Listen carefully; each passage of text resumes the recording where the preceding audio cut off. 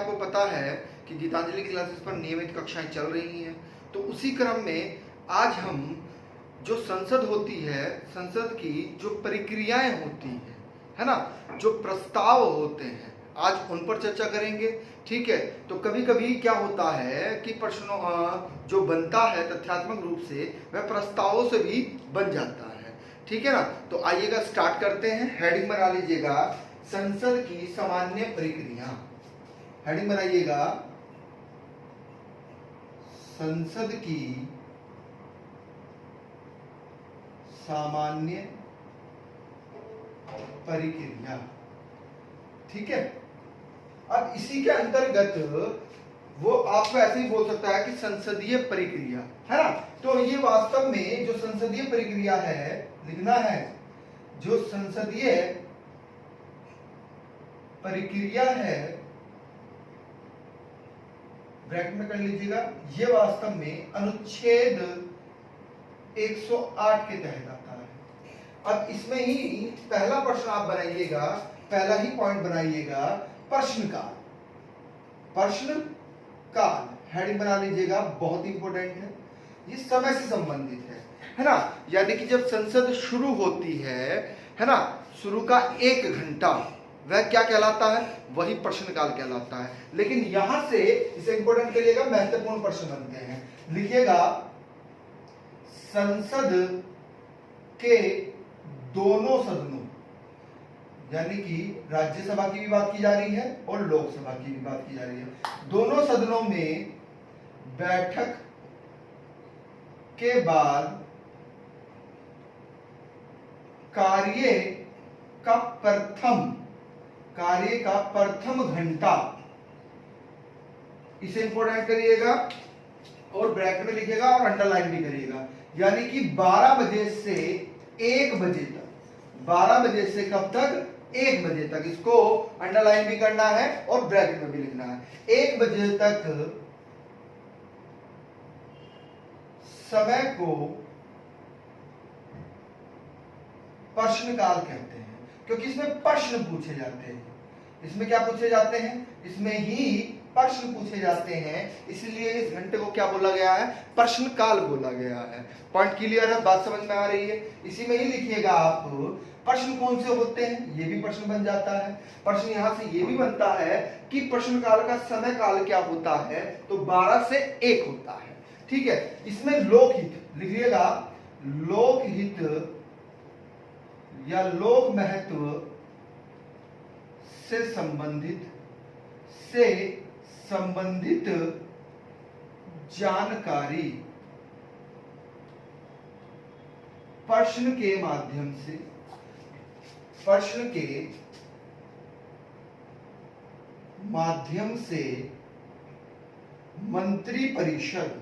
मंत्री परिषद से ली जाती है। पॉइंट क्लियर है, बात समझ में आ रही है। यानी कि लोक महत्व से संबंधित जानकारी प्रश्न के माध्यम से किससे ली जाती है, मंत्री परिषद से।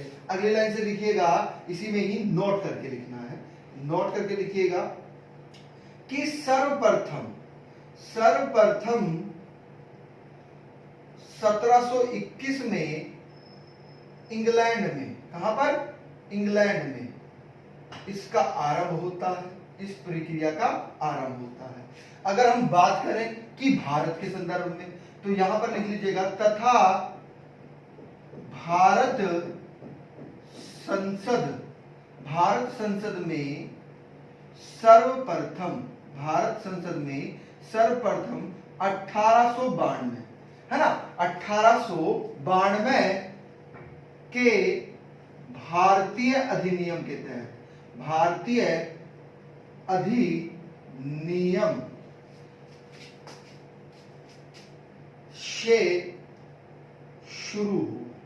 से शुरू हुआ। पॉइंट क्लियर है। अगर पूछा जाए पूरे विश्व की बात की जाए, तो पूरे विश्व की बात में यानी कि सर्वप्रथम जो किया गया 1721 में इंग्लैंड में किया गया।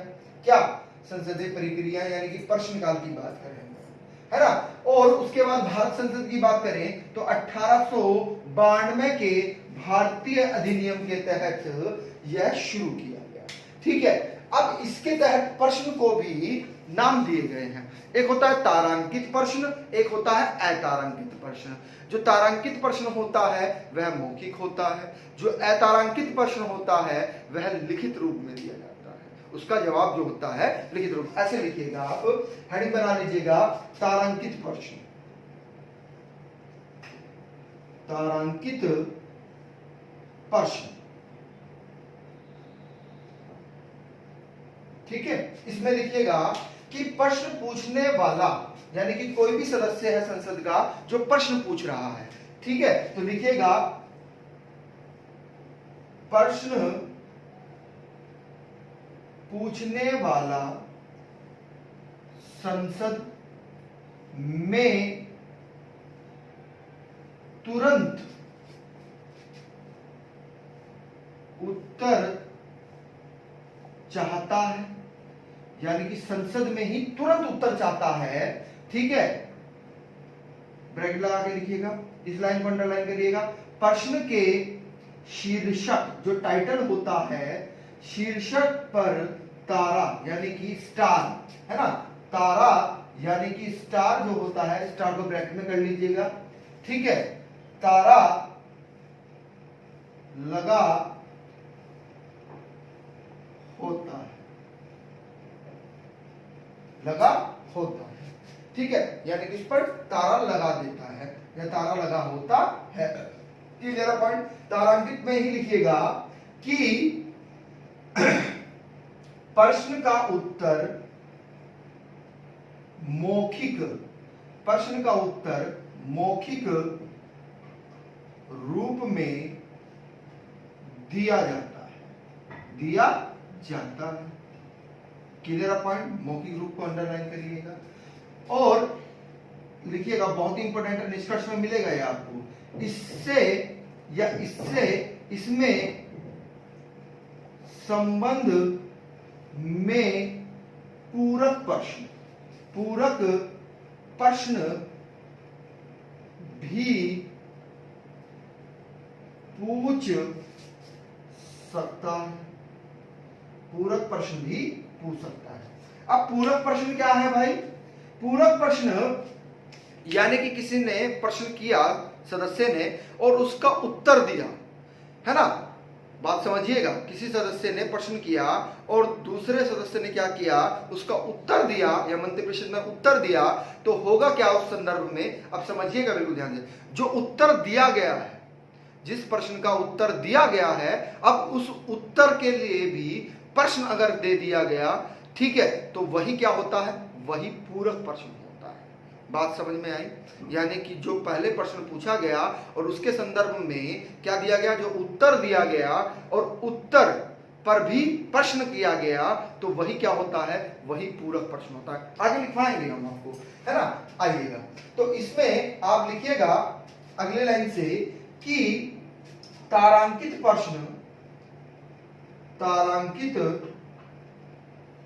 प्रश्न क्या होता है, माना जाए या नहीं, इसका निर्णय, इसका निर्णय कौन करता है भाई? अध्यक्ष करेगा। कौन करेगा? लोकसभा अध्यक्ष करता है। पॉइंट क्लियर है, बात समझ में आ गई। ये आपका क्या था, ये आपका प्रश्नकाल था। क्लियर है पॉइंट। इसी में ही अब प्रश्नकाल में ही, क्योंकि दो प्रश्न आते हैं, एक तारांकित और एक अतारांकित, तो हेडिंग बना लीजिएगा अतारांकित, अतारांकित प्रश्न। सिंपल सी बात है, इसका विपरीत ही होगा, यानी कि लिखिएगा प्रश्न का उत्तर, प्रश्न का उत्तर लिखित रूप में दिया जाता है। लिखित रूप को अंडरलाइन करिएगा, रूप में दिया जाता है। पॉइंट क्लियर है? मेजर अंतर समझिएगा। तारांकित प्रश्न में क्या हो रहा था? तारांकित प्रश्न में आपको जो उत्तर दिया जा रहा था वह मौखिक रूप में दिया जा रहा था, लेकिन अतारांकित रूप में आपको कैसे दिया जा रहा है? उत्तर लिखित रूप में दिया जा रहा है। बात समझ में आ रही है? इसमें आप पूरक प्रश्न भी पूछ सकते हैं, लेकिन इसमें लिखिएगा, इसमें पूरक प्रश्न नहीं पूछे सकते, है ना, लिखिएगा, इसमें पूरक प्रश्न नहीं को अंडरलाइन करिएगा, पूछ सकते। पॉइंट क्लियर है? और मंत्री उत्तर सदन पटल पर रखता है। ये बहुत इंपॉर्टेंट फैक्ट है, इसमें लिखिएगा, जो उत्तर होता है लिखित रूप में दिया जाता है ना, ठीक है, आ रही है बात समझ में? तो वह उत्तर जो होता है उस उत्तर को उत्तर मंत्री सदन पटल पर रखता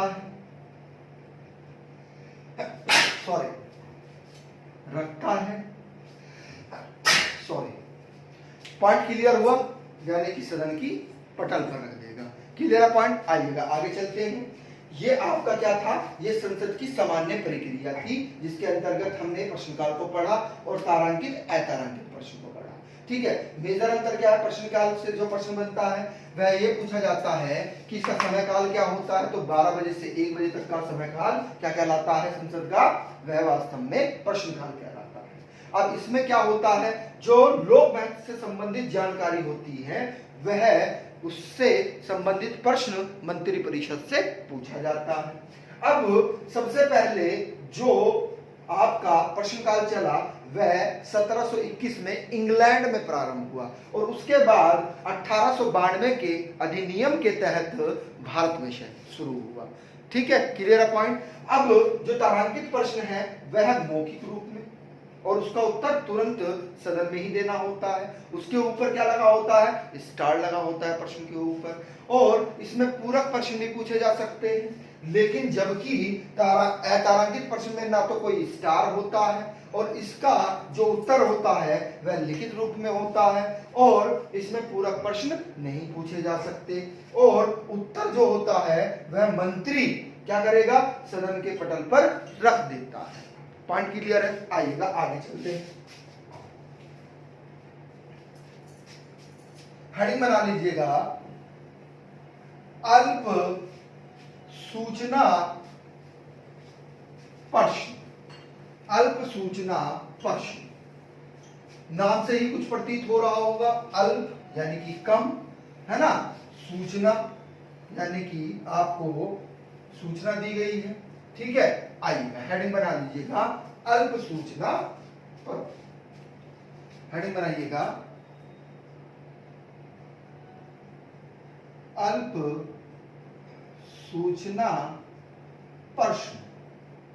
तो अल्प सूचना प्रश्न क्या होता है लिख लीजिएगा, यानी कि लोक हित से संबंधित, ऐसे करके लिखिएगा, लोक हित के तात्कालिक मामले से संबंधित होता है, जो साधारण प्रश्न के लिए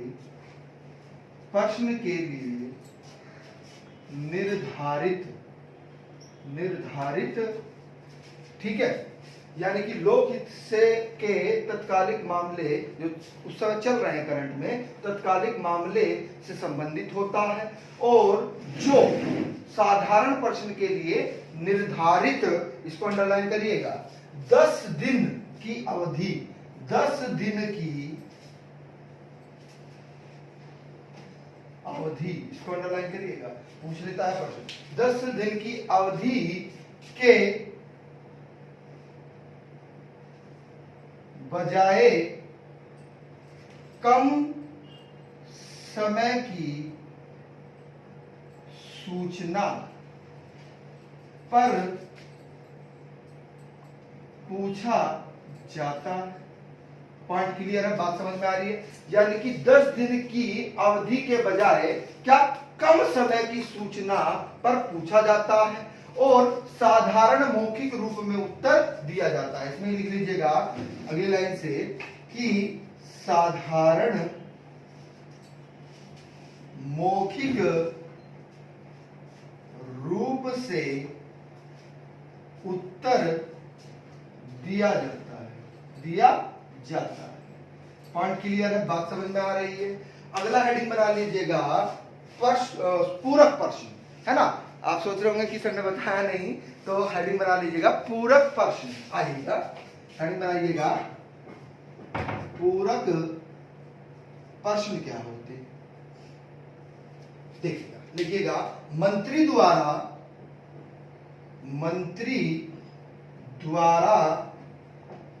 किसी प्रश्न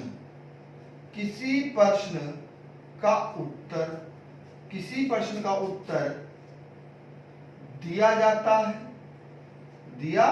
जाता है तो उस उत्तर की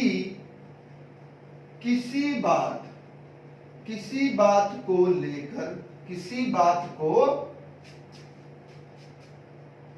लेकर पॉइंट क्लियर है, प्रश्न पूछा जाता है। पॉइंट क्लियर हुआ कि नहीं हुआ? यानी कि मंत्री द्वारा किसी प्रश्न का उत्तर दिया गया है तो उस उत्तर की किसी बात को लेकर प्रश्न पूछा जाता है।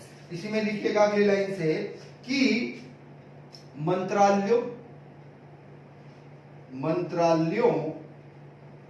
को प्रश्न पूछने के लिए सप्ताह के अलग-अलग दिन नियत किए गए हैं। पॉइंट क्लियर हुआ कि नहीं? यानी कि एक स्पेसिफिक दिन दिए गए हैं क्या? मंत्रालयों को प्रश्न पूछने के लिए सप्ताह के अलग अलग दिन निर्धारित किए गए हैं या नियत किए गए हैं। ठीक है, आ रही है बात समझ में? इसी में ही आप अगली लाइन से लिखिएगा कि गैर सरकारी, ठीक है, मंत्रिपरिषद से अलग जो सदस्य होते हैं संसद के, उन्हें हम क्या कहते हैं? गैर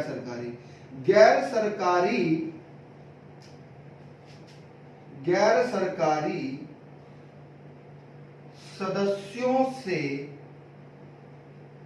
पूछे जाने वाले प्रश्न, बहुत इंपॉर्टेंट है, गैर सरकारी में अंडरलाइन करिएगा, गैर सरकारी सदस्यों से पूछे जाने वाले प्रश्न संसद में मंत्रिपरिषद के सदस्यों के अतिरिक्त अन्य सदस्यों से प्रश्न पूछे जाने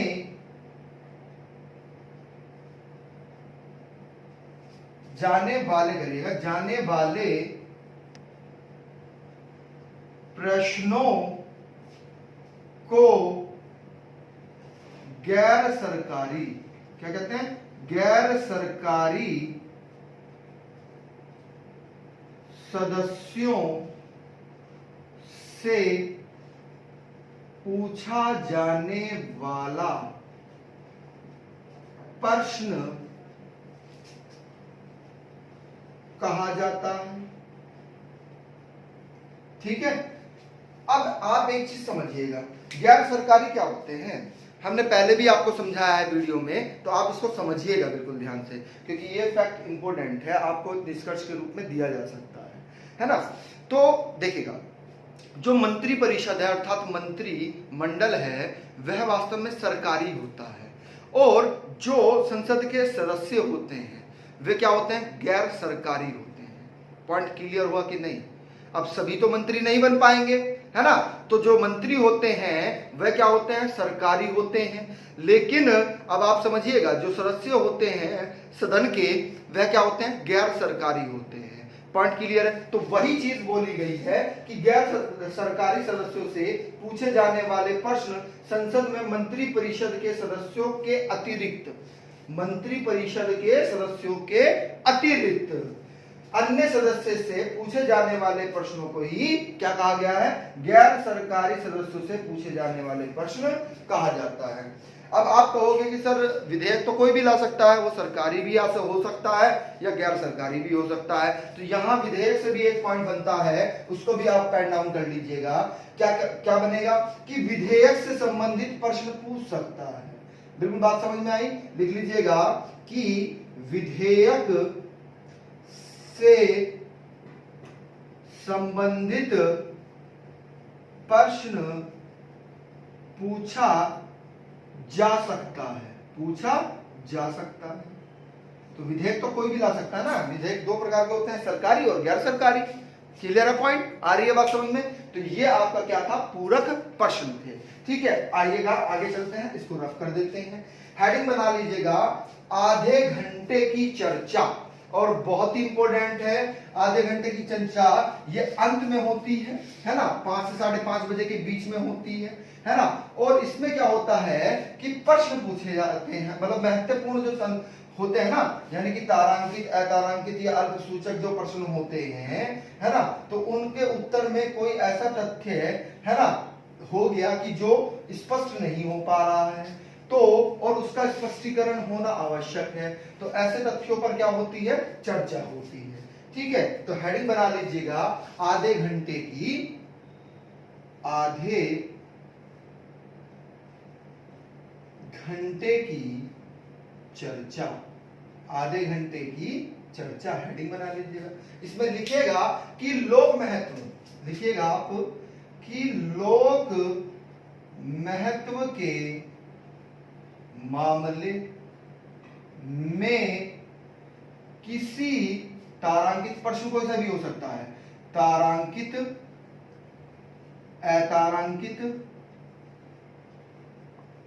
अल्पसूचक यानी कि अल्प सूचना प्रश्न, अल्प सूचना प्रश्न द्वारा संसद में उत्तर दिया गया हो। उत्तर में कॉमा लगाइएगा, उत्तर में कोई ऐसा तथ्य, कोई ऐसा तथ्य अंतर्विष्ट हो जिसका बहुत इंपॉर्टेंट, देखिएगा अंतर्विष्ट का मतलब क्या होता है कि मतलब वह स्पष्टीकरण ठीक से नहीं दिया गया है ना, कुछ बिंदुओं को स्पष्ट नहीं किया गया है। तो अंतर्विष्ट हो जाए जिसका स्पष्टीकरण, जिसका स्पष्टीकरण आवश्यक हो, तो ऐसे तथ्यों को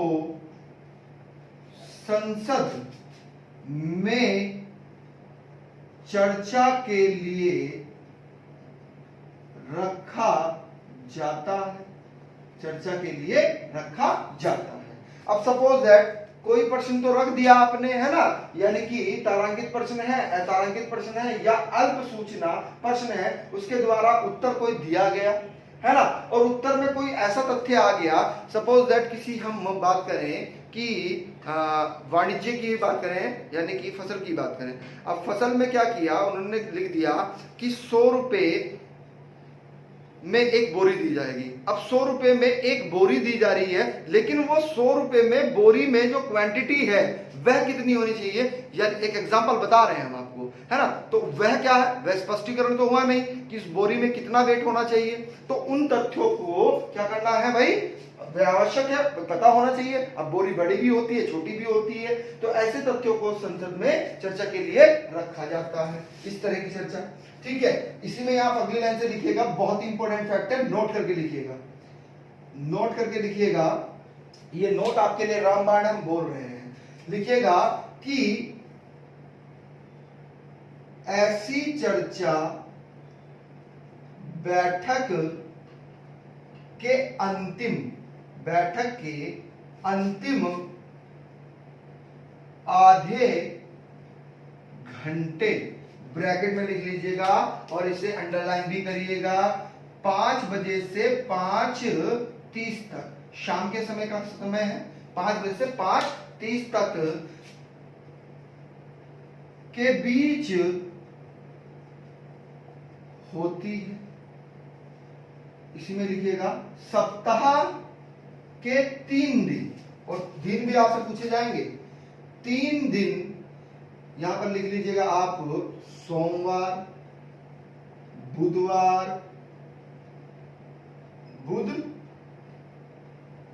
बुधवार, और एक दिन छोड़ के क्या बनेगा, बृहस्पति, शुक्रवार।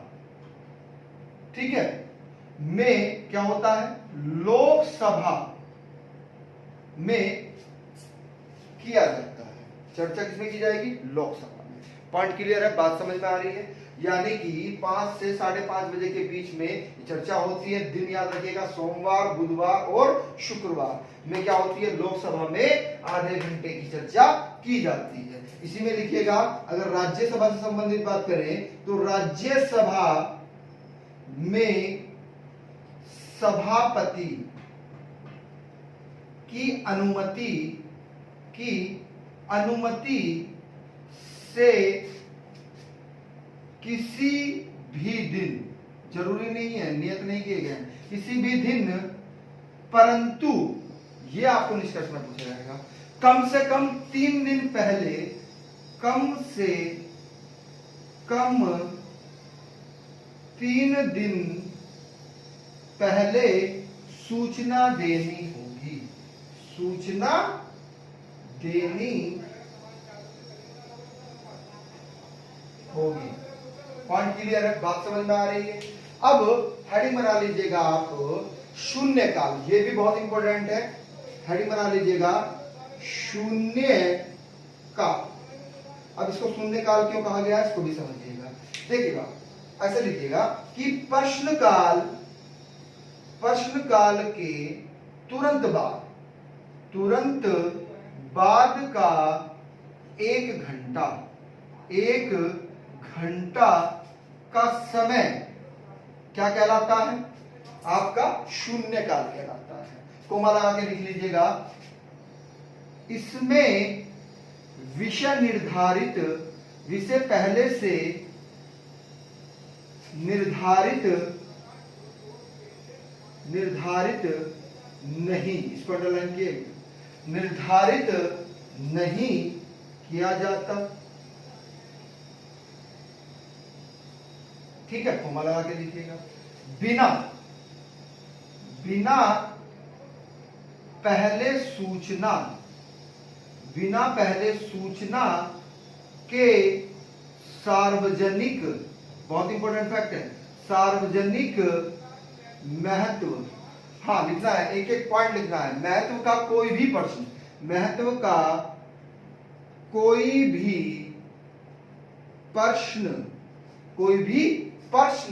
उठाया जा सकता है, किसी भी, को लगा के लिखना है, किसी मंत्री से उत्तर देने के लिए कहा जा सकता है, किसी भी मंत्री से उत्तर देने के लिए कहा जा सकता है। इसीलिए इसको क्या कहा जाता है, शून्य काल कहा जाता है। पॉइंट क्लियर है, क्या कहा जाता है, शून्य काल। चलो एक ब्रैकेट में लिख लीजिएगा आप, नोट करके लिखो, चलो नोट करके लिखिएगा, हाँ, नोट करके लिखिएगा। संविधान में इसका उल्लेख, चलो हम लिख देते हैं, संविधान में इसका उल्लेख नहीं है, संविधान में उल्लेख नहीं है, संविधान में इसका उल्लेख नहीं किया गया है। ये आपकी जो इंडिया की मीडिया है उसके द्वारा इसको नाम दिया गया। लिख लीजिएगा, कभी कभी पूछ लेता है कि मीडिया द्वारा इसे शून्यकाल कहा गया, कहा जाता है, इसका नाम इसलिए पड़ा है शून्यकाल। क्लियर पॉइंट आ रही है बात समझ? यानी कि मीडिया के द्वारा ही इसका क्या नाम पड़ा है, शून्यकाल पड़ा है। इसी में लिखिएगा आप अगली लाइन से नोट में ही कि संसदीय व्यवस्था में, संसदीय व्यवस्था में शून्यकाल भारत की देन है, शून्य काल भारत की देन है, भारत की देन है। पॉइंट क्लियर है, बात समझ में आ रही है? अब बिल्कुल ध्यान समझिएगा, वर्तमान में 20 मामले ऐसे हैं, चलो लिख लो उसमें ही, 20 मामलों में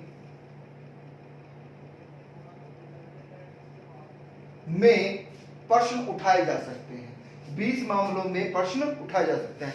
वर्तमान में 20 मामले ऐसे हैं जिनमें क्या प्रश्न उठाए जा सकते हैं। पॉइंट क्लियर है, बात समझ में आ सकती है? भाई किसी भी मंत्री को उठा दिया गया और उससे उत्तर पूछा गया, बात समझ में आ रही है? वही चीज लिखी है कि वास्तव में देखिएगा, इसमें 2-3 फैक्ट इंपॉर्टेंट बनेंगे। पहला फैक्ट तो यह बनेगा कि यह वास्तव में किसके बाद होता है, तो प्रश्नकाल के तुरंत बाद का जो 1 घंटा होता है, तो आपको पता ही है 1 से 2 के बीच, ठीक है। निर्धारित समय क्या होगा, वो सॉरी पहले से ही विषय निर्धारित नहीं किए जाते इसमें, और बिना सूचना पहले सार्वजनिक महत्व की कोई भी प्रश्न उठाया जा सकता है और किसी भी मंत्री से उत्तर देने के लिए कहा जा सकता है, ठीक है। अब जो नोट करके हमने चीज लिख पाई है, ये महत्वपूर्ण बनेगा कि इसका संविधान में उल्लेख है तो नहीं है। इसको शून्यकाल किसने कहा, इसे शून्यकाल मीडिया ने कहा, तो मीडिया के द्वारा ही, भारतीय मीडिया द्वारा ही इसको शून्यकाल कहा जाता है। दूसरा इफेक्ट क्या बनेगा कि संसदीय व्यवस्था में शून्यकाल किसकी देन है, तो भारत की देन है, संविधान में ऐसा उल्लेख नहीं किया गया था। और वर्तमान में कितने मामले इसमें आते हैं, तो 20 मामलों में आप प्रश्न उठा सकते हैं। पॉइंट क्लियर है? 1 मिनट होल्ड करिएगा।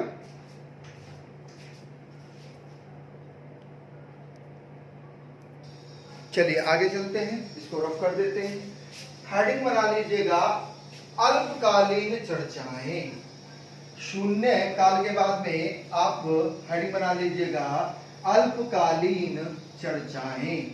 अल्पकालीन चर्चाएं क्या होती हैं भाई, यानी कि जिनमें देरी ना की जाए और लोकहित से वह संबंधित हो, तो उन विषयों को ध्यान में रखते हुए कोई भी गैर सरकारी, है ना, कोई भी गैर सरकारी सदस्य क्या कर सकता है, अल्पकालीन चर्चाएं उठा सकता है। तो हेडिंग बना लीजिएगा, अल्पकालीन चर्चाएं।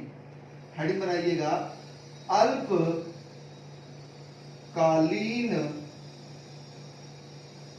चर्चाएं, अल्पकालीन चर्चाएं। इसमें लिखिएगा कि अविलंबनीय, यानी कि जिनमें देरी नहीं की जा सकती, तो लिखिएगा विलंबनीय, विलंबनीय, लोकहित या लोक महत्व के विषय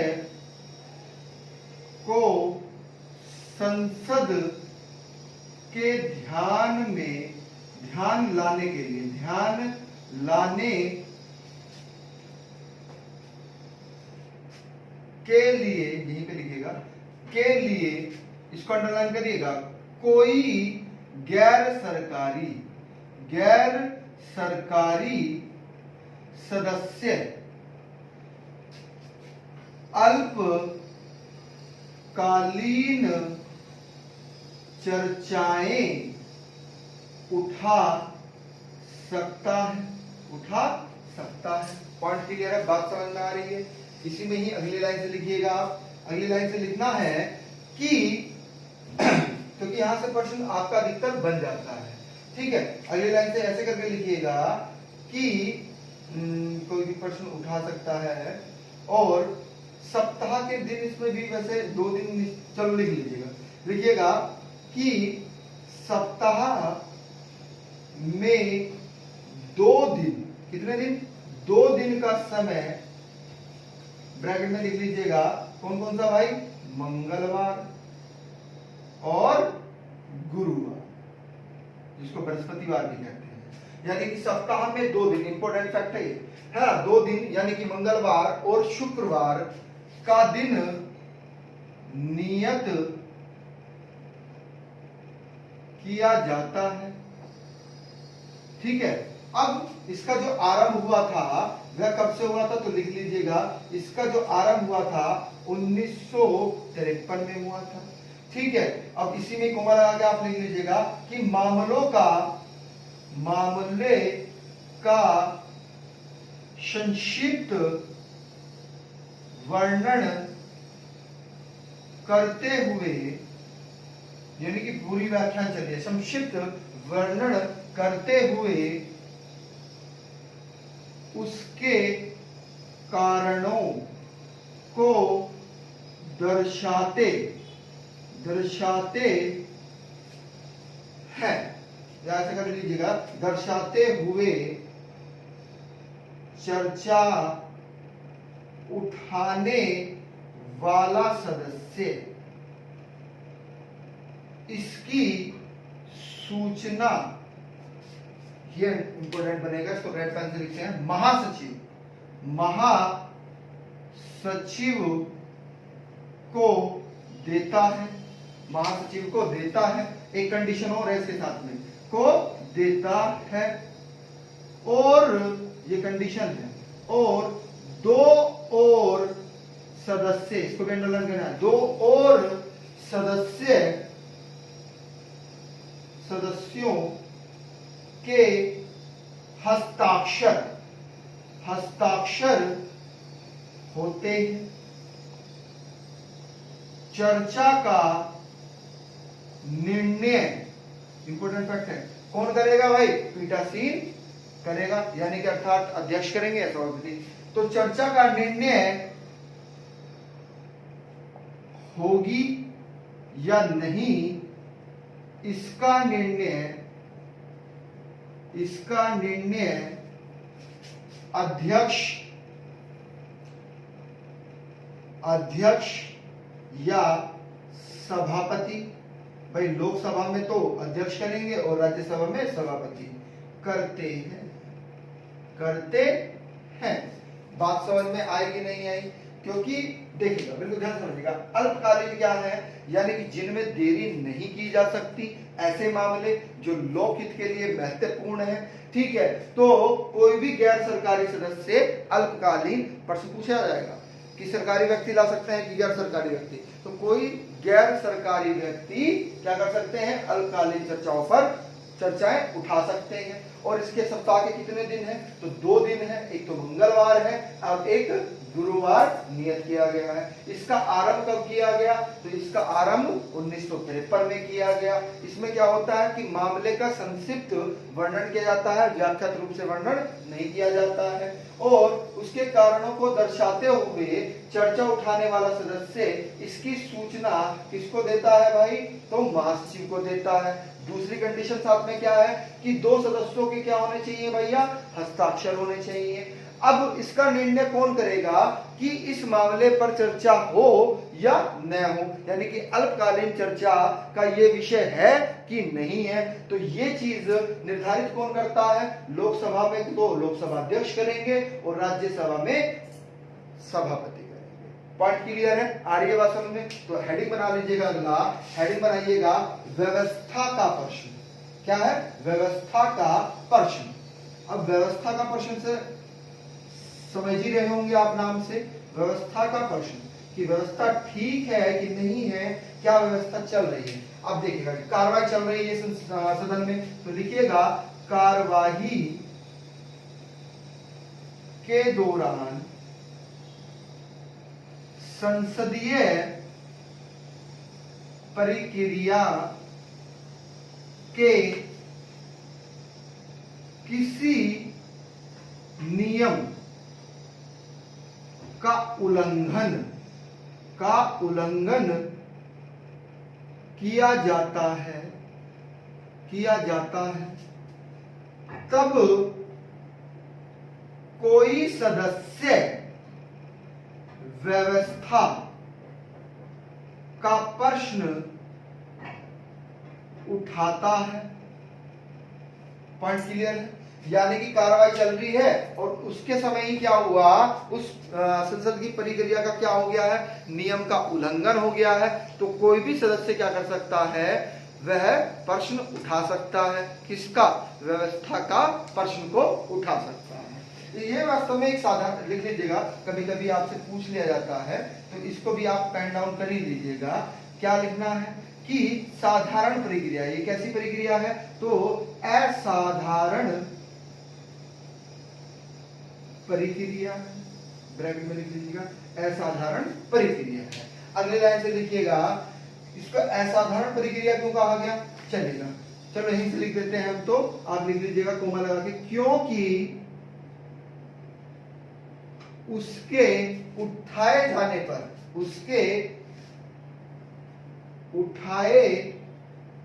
जाने पर सदन की कार्यवाही क्या हो जाती है, निलंबित हो जाती है। उसकी कार्रवाई कैसी हो जाएगी, निलंबित हो जाएगी। अब निलंबित का मतलब क्या हो गया है, रुक जाएगी, है ना। तो लिख लीजिएगा, भाषण रोकना पड़ता है। अगले लाइन से लिखिएगा, कोई प्रश्न अव्यवस्था का प्रश्न है, लिखिएगा अगली लाइन से, कोई प्रश्न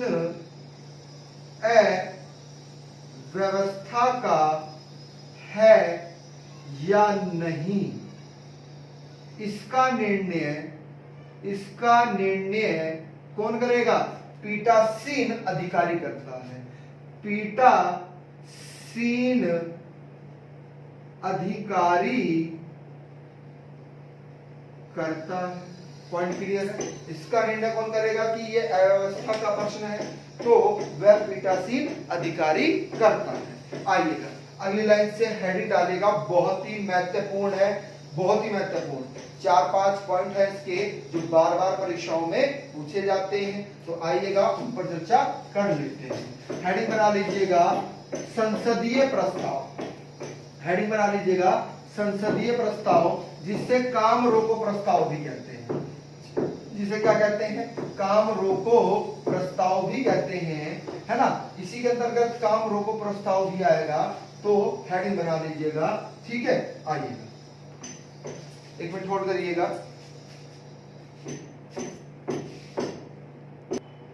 तो संसदीय प्रस्ताव हेडिंग बना लीजिएगा। संसदीय प्रस्ताव क्या होगा, यानी कि सदस्य जो होते हैं वह अपनी बात रखने का जो एक माध्यम होता है, वही क्या होता है, वास्तव में संसदीय प्रस्ताव होता है। इसमें ऐसे करके लिखिएगा आप कि सदस्यों द्वारा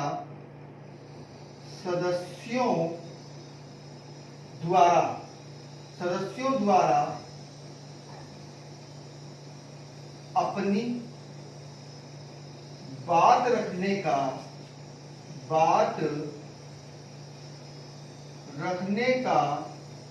एक माध्यम होता है, और ये सिर्फ और सिर्फ लोकसभा यानी कि लोकहित से जुड़ी होती है ना। वह बात किससे जुड़ी होती है, लिख लीजिएगा कि लोकहित से जुड़े मामले, लोकहित से ही जुड़े हुए मामले क्या करते हैं, सदस्य रख सकते हैं। इसी में आप लिखिएगा, पहला हेडिंग डालेगा, निम्न प्रस्ताव होते हैं। पहला हेडिंग बनाकर लिखिएगा आप, कार्य स्थगन प्रस्ताव। इसे क्या कहते हैं, ब्रैकेट में लिख लीजिएगा, इसे कहते हैं काम रोको प्रस्ताव भी इसी को कहते हैं। काम रोको प्रस्ताव भी इसी को ही कहा जाता है। तो इसमें लिखिएगा, जब जब कोई घटना घटित हो जाए या देश में, ऐसे करके लिखिएगा, देश में कोई क्या हो जाए, विशेष स्थिति उत्पन्न हो जाए, विशेष स्थिति उत्पन्न हो जाए तो संसद के सदस्य कोमा अध्यक्ष की अनुमति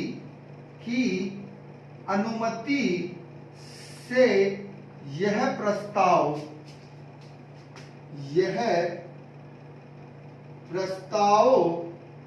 क्या कर सकता है, रख सकता है, प्रस्ताव कर सकते हैं।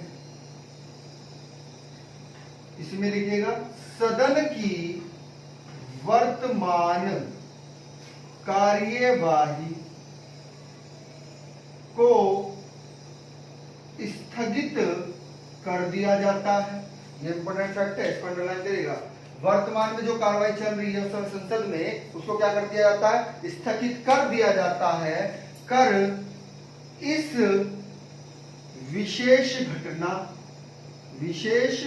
घटना या स्थिति, कोमा लगाइएगा, स्थिति है ना, विशेष घटना, स्थिति या प्रश्न पर विचार किया जाता है ना। तो इसे ही क्या कहा गया कि भाई जो वर्तमान में कार्रवाई चल रही थी वह कार्रवाई तो रुक गई ना, तो इसीलिए इसको क्या कहा गया, काम रोको प्रस्ताव। क्या बोला गया, काम रोको प्रस्ताव। पॉइंट क्लियर है, बात समझ में आएगी। इसको काम रोको प्रस्ताव क्यों कहते हैं, क्योंकि भाई अध्यक्ष अनुमति ले लिया आपने, अनुमति करके इसको प्रस्ताव को आपने रख दिया, तो सदन में जो कार्रवाई चल रही थी उस समय प्रेजेंट में, उसको रोक दिया जाता है और उस विशेष घटना या स्थिति या उस प्रश्न पर विचार किया जाता है। आ रही है बात समझ में, पॉइंट क्लियर है। अगली लाइन से हेडिंग बनाइएगा। चलो इसमें आप लिख लो, नोट करके लिख लो ये पॉइंट इसका नोट करके लिख लो। हाँ लिखवा रहे हैं वो भी, ठीक है, लिखिएगा। ये पॉइंट भी आप नोट करके लिख लीजिएगा कि प्रश्नकाल की समाप्ति के बाद होता कब है, वो भी लिख लीजिएगा। प्रश्नकाल की समाप्ति के बाद पेश किया जाता है और इस पर विचार विमर्श, इसको अंडरलाइन करिएगा, 4 बजे शुरू होता है। इस पर विचार विमर्श कब शुरू होता है, 4 बजे शुरू होता है। पॉइंट क्लियर है। इसमें लिखिएगा, कम से कम 50 सदस्य, इसको अंडरलाइन करिएगा, 50 सदस्यों द्वारा समर्पित या समर्थित, लिखिएगा, समर्थित होना चाहिए। क्लियर पॉइंट, बात समझ में आ रही है। इसी में ही अब आप लिखिएगा, चलो अगली लाइन से अगला लिखिएगा, इसमें ज्यादा और कुछ नहीं है। अगर दूसरा लिखिएगा, ध्यान आकर्षण प्रस्ताव, नाम से ही पता लग रहा होगा, ध्यान आकर्षण प्रस्ताव लिखिएगा। अब ध्यान आकर्षण करने के लिए ये प्रस्ताव आता है, संसद का ध्यान हो जाए, तो लिखिएगा कि अध्यक्ष की अनुमति से जब कोई संसद सदस्य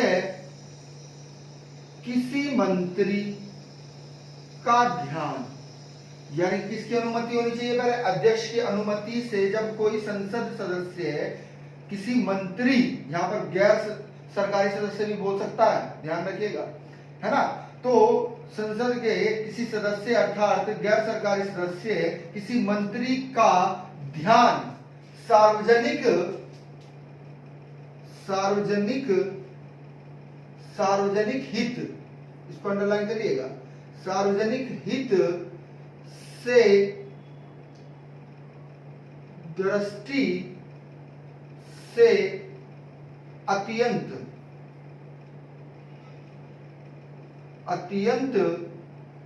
महत्वपूर्ण विषय की ओर आकर्षित करता है या उससे संबंधित प्रश्न पूछा, है ना, उससे संबंधित प्रश्न पूछता है तो उसे ध्यान आकर्षण प्रस्ताव कहते हैं, है ना। ये भी सकल्पना, संविधान में भी इसका उल्लेख नहीं है तो ब्रैकेट में लिख लीजिएगा, सकल्पना भारत की देन है, भारत की देन है। पॉइंट क्लियर है, बात समझ में आ रही है, ठीक है। आइएगा अगली लाइन से लिखिएगा, अगला हेडिंग बना लीजिएगा, विशेषाधिकार। नाम से ही पता लग रहे होंगे सबसे ज्यादा महत्वपूर्ण कार्य स्थगन प्रस्ताव है अर्थात काम रोको प्रस्ताव है, ये ज्यादा पूछा जाता है ना। तो आइएगा हेडिंग बना लीजिएगा, विशेषाधिकार प्रस्ताव। ये प्रश्न भैया यहां से आपका बार बार बनेगा, हम बता रहे हैं, यहां से निष्कर्ष में आपसे प्रश्न पूछे जाएंगे तथ्यात्मक रूप से बनाकर। तो हेडिंग बना लीजिएगा, विशेषाधिकार प्रस्ताव। तो विशेषाधिकार प्रस्ताव क्या है, लिखिएगा, मंत्री ने तथ्यों को छिपाकर को अंडरलाइन करिएगा, या गलत जानकारी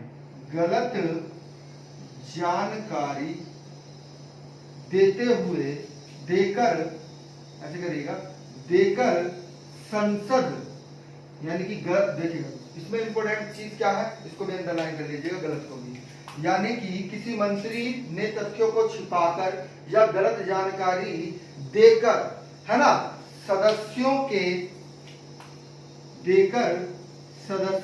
के विशेषाधिकारों का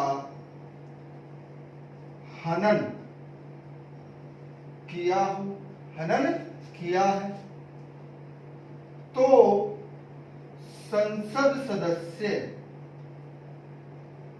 मंत्री के विरुद्ध इसे ला सकता है, इस प्रस्ताव को ला सकता है ना। मंत्री के विरुद्ध वह सदस्य क्या कर सकता है, संसद क्या कर सकती है, ला सकता है।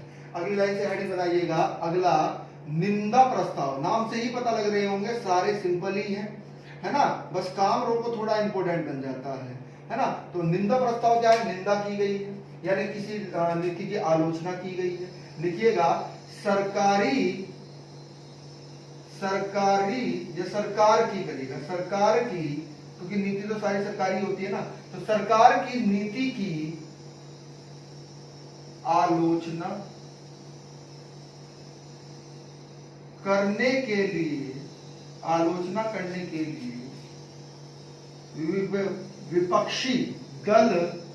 विपक्षी दल को अंडरलाइन करिएगा क्योंकि प्रश्न पूछा जाएगा। विपक्षी दल के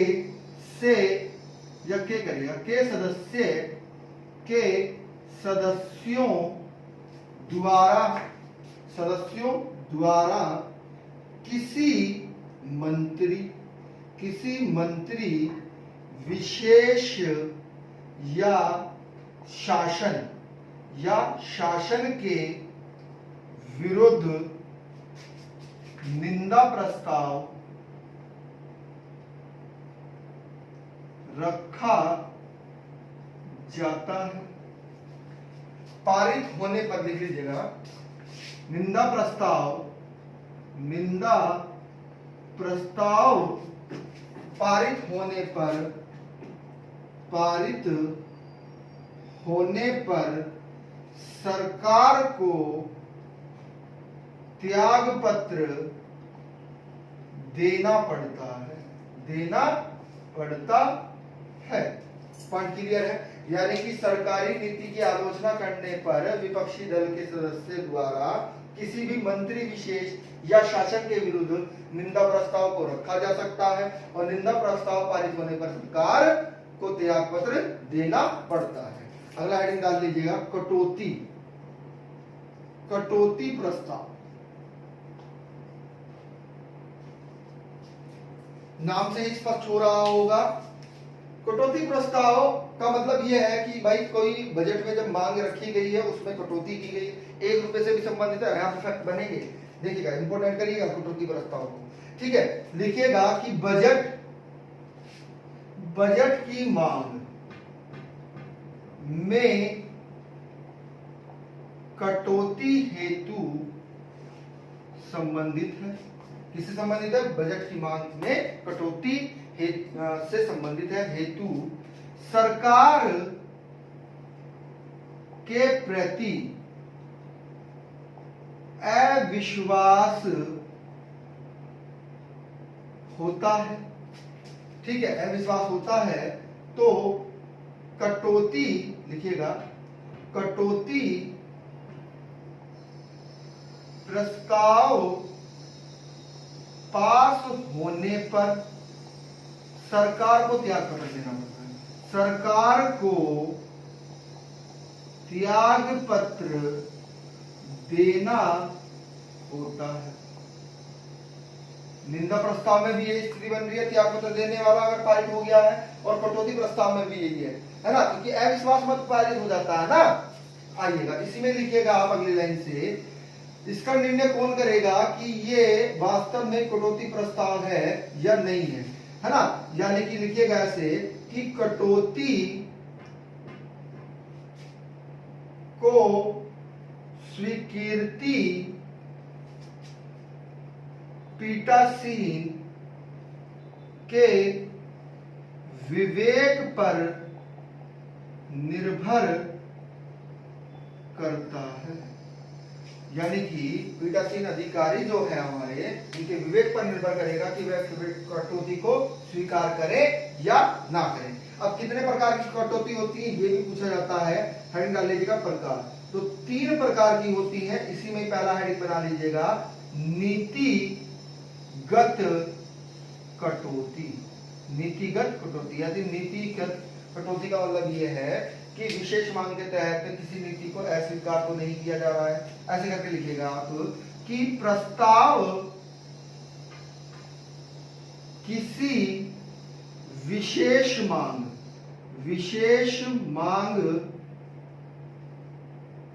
के तहत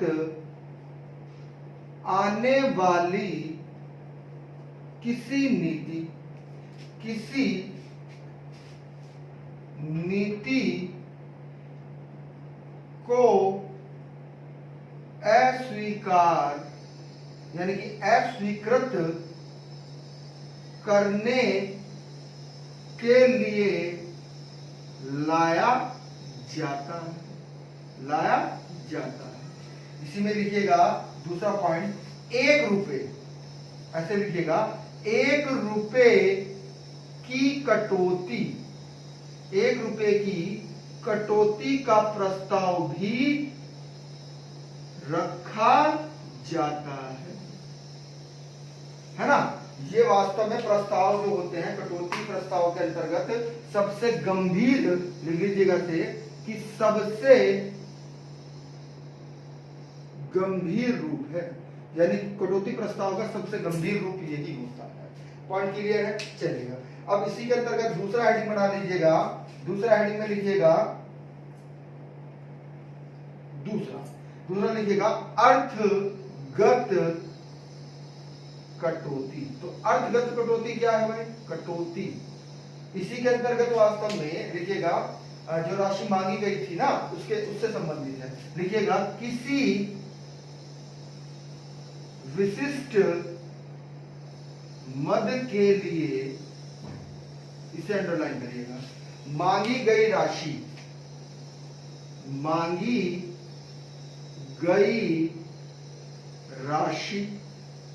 इसको अंडरलाइन करिएगा, में कमी करने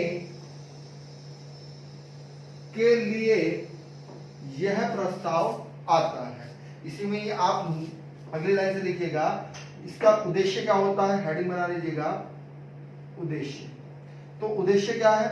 खर्च में कमी लाना। क्लियर है पॉइंट, चलेगा। अगला तीसरा हेडिंग बना लीजिएगा। तीसरा हेडिंग है प्रतीक कटौती। ये इंपॉर्टेंट है भाई, पूछा जाता है प्रतीक कटौती। तो इसमें क्या होगा भाई कि सरकार के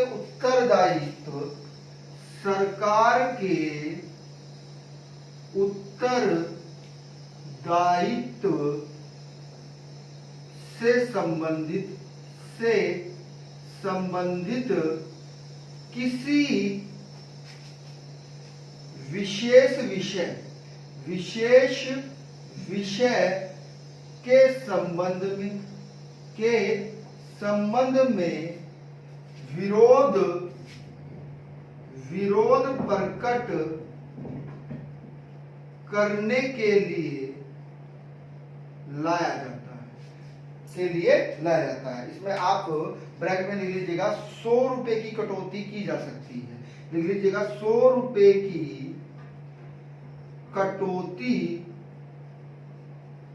की जा सकती है। 100 रुपए की कटौती की जा सकती है। इसमें 1 रुपए की कटौती भी मानी जाती है। ठीक है, क्लियर है? इसमें नीतिगत कटौती के अंतर्गत दोनों में डिफरेंस समझ लीजिएगा।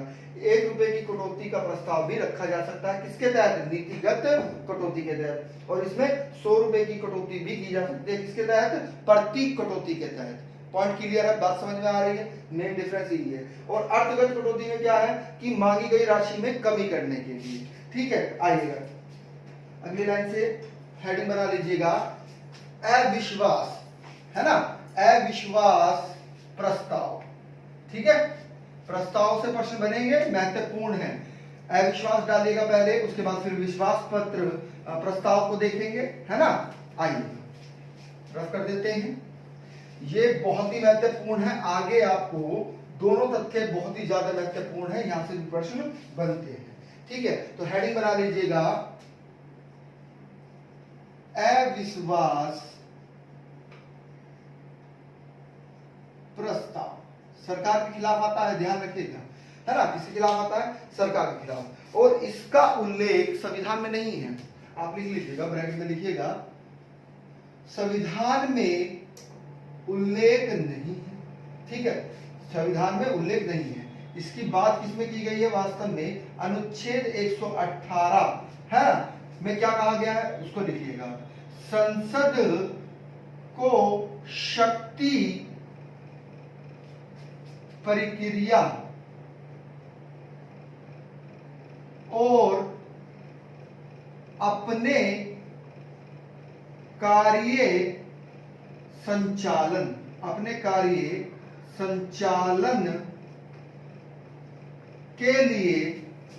कार्य संचालन के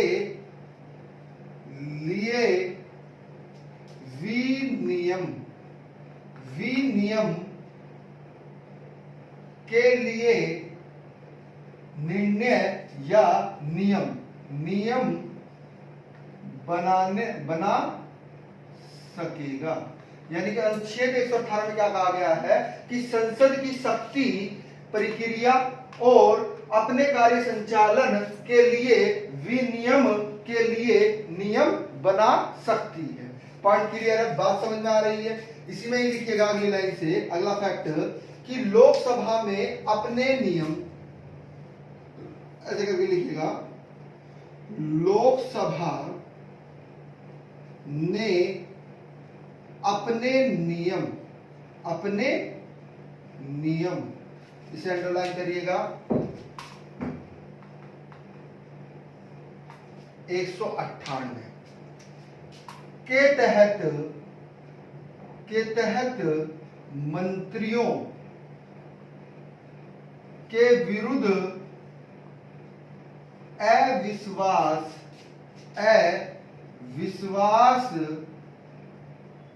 प्रस्ताव की प्रक्रिया के लिए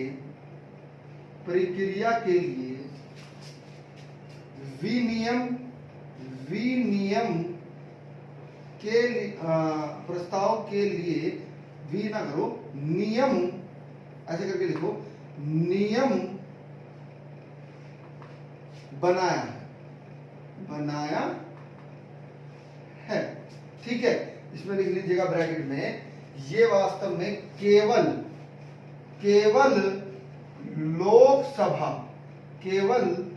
लोकसभा है ना, या सामान्य लोकसभा विपक्ष दल द्वारा, लोकसभा के करिएगा, केवल लोकसभा के विपक्षी दल द्वारा लाया जाता है। केवल लोकसभा में आता है और विपक्षी दल द्वारा, को मगर रख लीजिएगा, केवल विपक्षी दल द्वारा लाया जाता है। इसी में ही अगला फैक्ट लिखिएगा आप, बहुत इंपॉर्टेंट है, 50 सदस्य, इसको अंडरलाइन करिएगा, 50 सदस्यों द्वारा अनुसमर्थन आवश्यक है। इसी में लिखिएगा कि मंत्री परिषद में अविश्वास प्रकट किया जाता है, अविश्वास प्रकट किया जाता है। किसके प्रति अविश्वास किया जाता है? तो मंत्री परिषद के। पॉइंट क्लियर है? चलिए अगले लाइन से लिखिएगा कि सर्वप्रथम, इंपॉर्टेंट फैक्ट है, सर्वप्रथम कब हुआ भाई ये? तो 1963 में जब नेहरू जी की सरकार थी तब हुआ था। पॉइंट क्लियर है? और किसने किया था? तो ये भी लिख लीजिएगा, ये आचार्य कल्पलानी द्वारा है। ठीक है, अब आपसे अगर पूछा जाए कि अब तक, अगली लाइन से लिखिएगा कि अब तक कितने हो चुके हैं, तो यानी कि अब तक कुल 27 बार आ चुका है। कितनी बार? 27 बार आ चुका है। और पास कितनी बार हुआ? एक ही बार पास हुआ है, वो हमने लिख दिया था आपको, है ना। चलो बताएंगे, आगे बताएंगे, मोरारजी देसाई ने पहले क्या पत्र दिया था, वो सब चीजें बताएंगे आपको। ठीक है, हाँ, वो सब चीजें आपको अभी पेन डाउन करा रहे हैं, चलिएगा। तो अब तक कुल 27 बार हुआ। कितनी बार पास हुआ? तो एक बार पास हुआ। कितनी बार पास नहीं हुआ? तो ब्रैकेट में लिख लीजिएगा 26 बार पास नहीं हुआ। अब लिखिएगा, चलिएगा अगली लाइन से लिखिएगा कि 1978 में, किसमें? 1978 में किसकी सरकार थी? मोरारजी देसाई की। मोरारजी देसाई प्रस्ताव पास होने से पहले त्याग पत्र दे देते हैं। ठीक है, अगला लिखिएगा, 27 बार हुआ तो 27वां इंपोर्टेंट बन जाएगा, अंतिम है, तो लिख लीजिएगा 27वां मनमोहन की जब सरकार थी उनके खिलाफ आया था। मनमोहन सिंह के खिलाफ 21 जुलाई 2004 में था शायद, एक मिनट होल्ड करिएगा।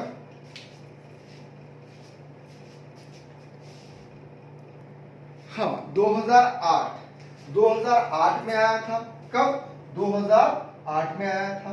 और इन्हें कितने मत से गिर गया था प्रस्ताव? तो लिख लीजिएगा 19 मतों से यह प्रस्ताव गिर गया था। यह प्रस्ताव गिर गया था। तो हेडिंग बना लीजिएगा अब आप अविश्वास प्रस्ताव। ये बहुत इंपॉर्टेंट है भैया, यहां से प्रश्न बनते हैं। तो हेडिंग बना लीजिएगा अविश्वास प्रस्ताव, इसके बाद में विश्वास प्रस्ताव, है ना, विश्वास प्रस्ताव हेडिंग बना लीजिएगा। इसमें भी सरकार गिर जाती है भाई, है ना। देखिएगा सरकार किस किस में गिर रही थी? निंदा प्रस्ताव में भी सरकार गिर रही थी, कटौती प्रस्ताव में भी सरकार गिर रही थी, अविश्वास प्रस्ताव में भी सरकार गिर रही है। एक मिनट होल्ड करिएगा। तो दोस्तों हेडिंग बनाइएगा विश्वास प्रस्ताव, है ना। हेडिंग बनाइएगा विश्वास प्रस्ताव। अब ये वास्तव में विश्वास प्रस्ताव पीएम के लिए होता है, प्रधानमंत्री के लिए होता है। इसमें लिखिएगा कि शून्यकाल के बाद, शून्यकाल की तरह, शून्यकाल के बाद नहीं, शून्यकाल की तरह विश्वास पत्र, विश्वास प्रस्ताव भी भारत की देन है, भारत की देन है। अर्थात इसमें भी संविधान का कोई उल्लेख नहीं, क्योंकि संविधान में सिर्फ और सिर्फ अविश्वास प्रस्ताव का उल्लेख किया गया है। इसमें लिखिएगा कि विश्वास पत्र, विश्वास प्रस्ताव प्रधानमंत्री, इसको अंडरलाइन करिएगा, इसको अंडरलाइन करिएगा, प्रधानमंत्री अथवा मंत्रिपरिषद, मंत्रिपरिषद के किसी सदस्य द्वारा लाया जाता है। पॉइंट क्लियर है? इसी में अगली लाइन से लिखिएगा कि जब राष्ट्रपति को इस बात का संदेह होता है कि प्रधानमंत्री को लोकसभा में बहुमत प्राप्त नहीं होता है, नहीं है, तो वह उससे करेगा, उससे विश्वास प्रस्ताव लाने के लिए कहता है। पॉइंट क्लियर है? अगर विश्वास प्रस्ताव नहीं आता है तो ब्रैकेट में लिख लीजिएगा प्रधानमंत्री को त्याग पत्र देना पड़ता है। अगर विश्वास प्रस्ताव नहीं आता है तो त्याग पत्र देना होता। पॉइंट क्लियर है? इसी में आप लिखिएगा, नोट करके लिखना है, ये चीजें आपको नोट करके लिखनी है। लिखिएगा कि 1979 में क्या हुआ कि सर्वप्रथम यह प्रस्ताव आता है, ठीक है। किसके खिलाफ आया था ये समझिएगा, चौधरी चरण सिंह को विश्वास मत के लिए कहा गया,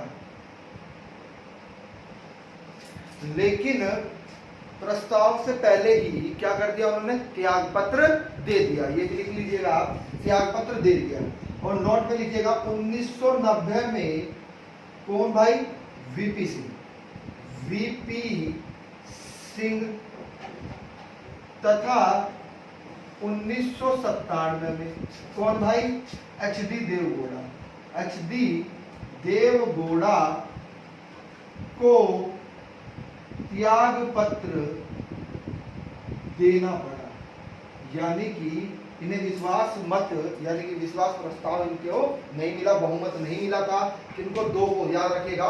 1990 में कौन? वीपी सिंह, और 1997 में एच.डी. देवगौड़ा। इनको बहुमत प्राप्त नहीं हो पाया था। क्लियर है पॉइंट? चलेगा। अगली लाइन से हेडिंग बना लीजिएगा, नाम से ही प्रकट हो जाएगा, धन्यवाद प्रस्ताव। ये वास्तव में जो पहला सत्र होता है ना, तो उसके बाद दिया जाता है। इसमें ऐसे करके लिखिएगा कि प्रत्येक वर्ष के प्रथम सत्र के आरंभ में तथा प्रत्येक आम चुनाव के बाद, लोकसभा चुनाव को ये क्या कहते हैं? आम चुनाव कहते हैं। आम चुनाव के बाद जब नई सरकार का गठन होता है, जब नई सरकार का गठन होता है, तो राष्ट्रपति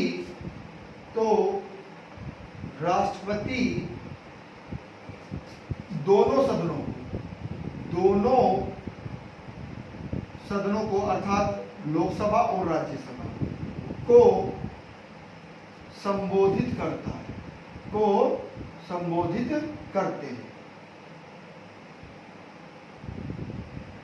करते पॉइंट क्लियर हुआ? यानी कि प्रथम सत्र जब चालू होता है, तो प्रथम सत्र में राष्ट्रपति क्या करता है? दोनों सदनों को संबोधित करता है। इस सत्र में क्या होगा? सरकार की नीतियों और कार्यक्रमों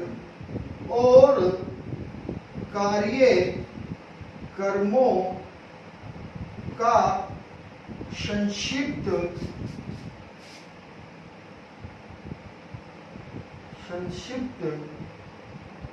वर्णन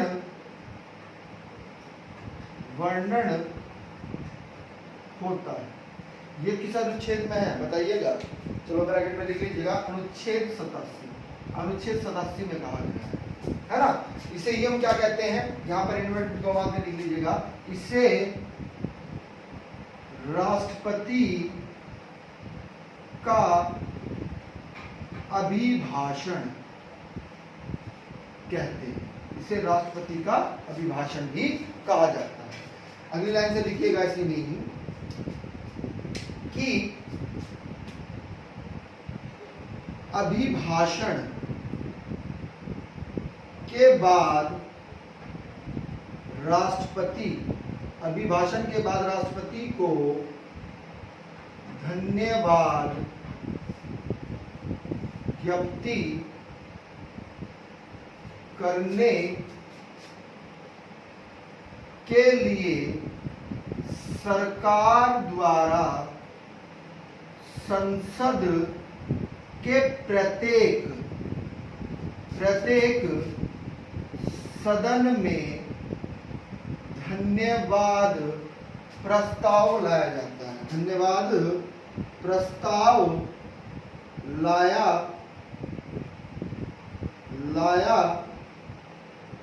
जाता है। इसी में लिखिएगा अगली लाइन से कि 2015 में लगातार दूसरे वर्ष धन्यवाद प्रस्ताव पर राज्यसभा को अंडरलाइन करिएगा, राज्यसभा के विपक्ष समर्थित संशोधन पारित किया गया।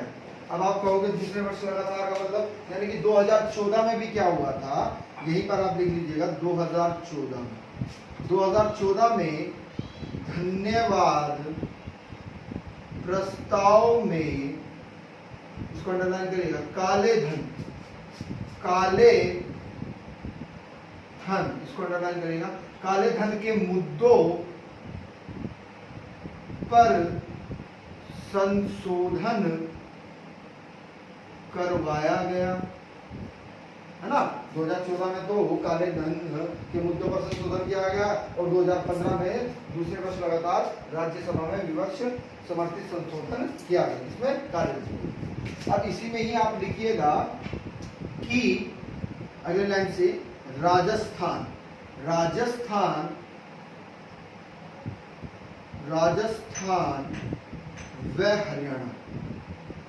व हरियाणा में पंचायत चुनाव लड़ने पर सीमाओं के बारे में संशोधन कराया गया, है ना। कब? 2015 में। अब आप समझिएगा बिल्कुल ध्यान से, यानी कि अब 2015 से पहले ऐसे करके लिखिएगा, 2015 से पहले 3 अवसर ऐसे थे जिनमें राष्ट्रपति के अभिभाषण में संशोधन किया गया या कराया गया। ठीक है, कौन कौन से हैं समझिएगा बिल्कुल ध्यान से। पहला है इंदिरा गांधी के समय। इंदिरा गांधी का जो समय काल था, तो इंदिरा गांधी के समय काल का मतलब ये है 1980 लिखिएगा। इसमें क्या किया गया, कब संशोधन किया गया। दूसरा कब हुआ था? दूसरा वीपी सिंह की सरकार थी। वीपी सिंह की सरकार में ये कब, ये शायद मेरे ख्याल से 2000, एक मिनट रुकिएगा, 1900 कुछ में है, 1989 में। कब? 1989 में। और तीसरा अटल बिहारी जी की सरकार में, अटल बिहारी जी की सरकार में हुआ। ये कब हुआ था? 2001 में। 2001 पॉइंट क्लियर है, बात समझ में आ रही है। तो ये धन्यवाद प्रस्ताव से भी प्रश्न आपसे पूछ ले जाते हैं। आइएगा आगे चलते हैं, हेडिंग बना लीजिएगा। अगला प्रस्ताव है आपका अनिर्धारित दिन वाले प्रस्ताव।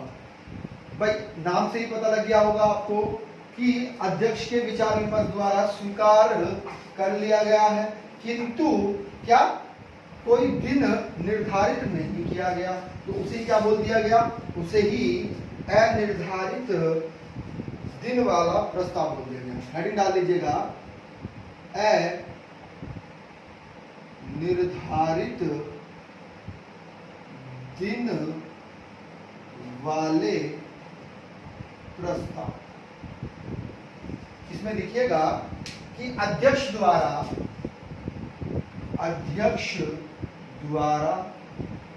विचार विमर्श के लिए स्वीकार कर लिया गया है।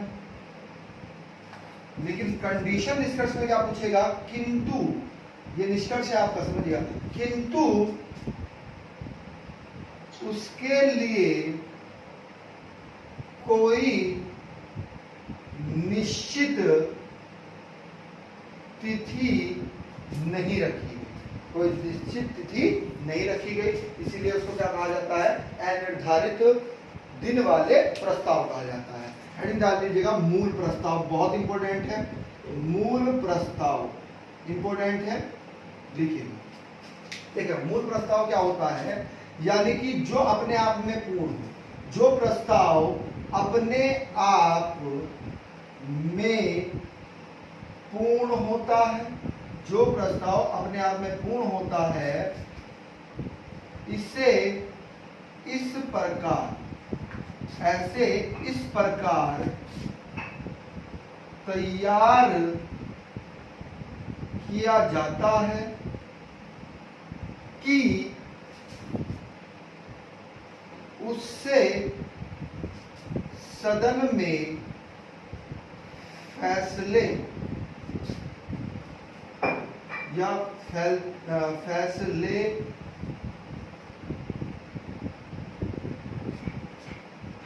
की अभिव्यक्ति हो सके। जैसे एग्जाम्पल अगर हम दें, जैसे एग्जाम्पल समझिएगा, जैसे राष्ट्रपति के अभिभाषण पर धन्यवाद प्रस्ताव। दूसरा लिखिएगा एग्जाम्पल इसमें, क्योंकि ये एग्जाम्पल आपसे पूछे जाएंगे। दूसरा क्या आएगा? दूसरा आएगा अविश्वास, विश्वास प्रस्ताव। तीसरा कौन सा आएगा? विशेषाधिकार प्रस्ताव। ठीक है, ये भी मूल प्रस्ताव की तहत है, इसमें अपने आप में कौन होता है। चौथा लिख लीजिएगा, लोकसभा अध्यक्ष की बात करें या फिर हम उपाध्यक्ष की बात करें, वह राज्यसभा के सभा उपाध्यक्ष या उपसभापति करिएगा, उप सभापति को निर्वाचित या हटाने के लिए प्रस्ताव। तो ये किसके एग्जाम्पल है? मूल प्रस्ताव के एग्जाम्पल है। अगले लाइन से हेडिंग डाल लीजिएगा, स्थानापत्र प्रस्ताव। स्थान चेंज किए जाएंगे, इसमें नाम से पता लग रहा है। देखिएगा कि मूल प्रस्ताव के स्थान पर या उसके विकल्प के रूप में पेश किए जाने वाले प्रस्ताव को क्या कहते हैं? स्थान प्रस्ताव कहते हैं। हेडिंग बना लीजिएगा। चलो इसमें एक पॉइंट और लिख लीजिएगा आप। हाँ, लिखवा रहे हैं वो भी लिखिएगा। इसमें लिखिएगा कि स्थाना प्रस्ताव मूल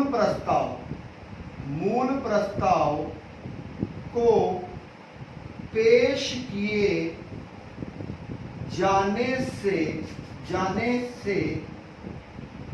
पहले पेश किया जाता है। पॉइंट क्लियर है? चलिए अगला हेडिंग बना लीजिएगा, संशोधन प्रस्ताव। नाम से ही स्पष्ट हो रहा होगा, संशोधन प्रस्ताव। ठीक है, संशोधन प्रस्ताव क्या है?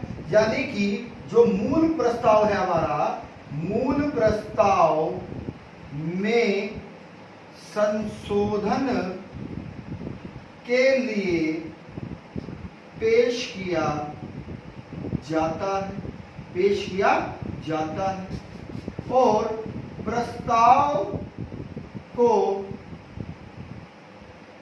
ऐसे प्रस्ताव को संशोधन प्रस्ताव कहा जाता है। Clear point? तो आज आपने तारांकित, अतारांकित, ठीक है, प्रश्नकाल, शून्यकाल, है ना, जितनी भी चर्चाएं थी वो सब पढ़ ली है और आपने सारे प्रस्ताव भी पढ़ लिए हैं। जो नेक्स्ट वीडियो हमारी रहेगी वह बहुत ज़्यादा इंपॉर्टेंट रहेगी। उसमें हम आपको सारी समितियां पढ़ाएंगे। क्या पढ़ाएंगे? सारी समितियां पढ़ा देंगे। Clear point? बात समझ में आ रही है? यहाँ से प्रश्न बनता है, नोट कर लीजिएगा, यहाँ से प्रश्न बनता है। ठीक है, तो अगला जो वीडियो रहेगा वो सारा समितियों पर रहेगा। तो यदि आपको वीडियो अच्छी लगी हो तो आप लाइक और कमेंट के माध्यम से हमें बता सकते हैं। ठीक है, और जो नए व्यूवर्स हैं जिन्होंने हमारे चैनल को सब्सक्राइब नहीं किया है वो हमारे चैनल को सब्सक्राइब कर ले और बेल आइकन ऑन कर ले। और शेयर करना ना भूलिएगा। ठीक है, थैंक यू।